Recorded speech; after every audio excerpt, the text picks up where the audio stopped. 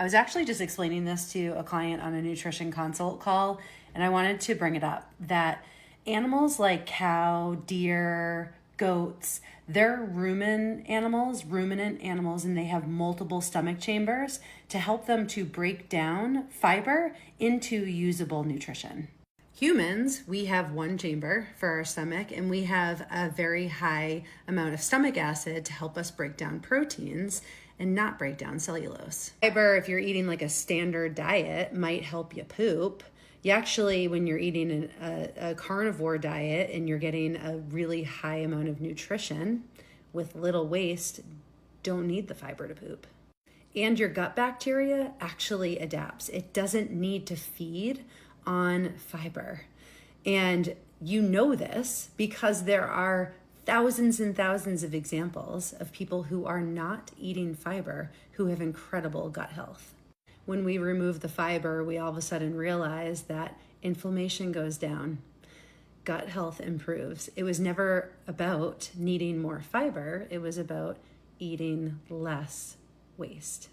Since I know it's coming, let's talk about common arguments against this. Humans evolved eating lots of plants, lots of roots, lots of things. Yes, but we also, the massive amount of fiber that we're told to eat today is very different than occasional foraging.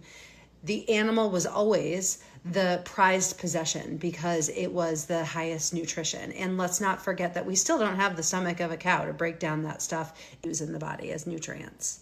Some people would say, this is dangerous misinformation.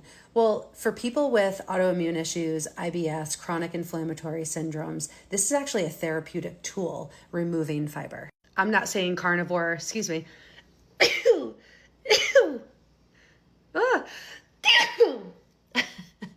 I'll just keep that in. I'm not saying carnivore is a one-size-fits-all, but I do think that when you can remove irritants to your gut, you can heal.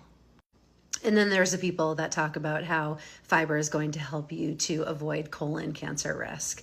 And let's just talk about the obvious thing that colon cancer risk goes up when you have sugar, when you have inflammation, and when your metabolic health is at risk. And yeah, chronic inflammation, poor gut health, insulin resistance, those are all things that are going to raise your risk of cancer.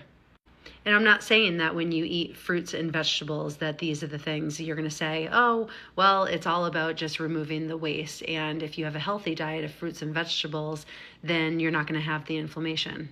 Who's to say that? We know that crops are farmed differently than they did when our ancestors were foraging for wild plants. And also we know that that carbohydrates exist in plants and fruits. And so you're still, if you're somebody dealing with insulin resistance, you're still dealing with the issues that come from increasing your insulin response. Not to mention the defense chemicals that exist in plants that can cause gut irritation, like oxalates, phytates, and lectins.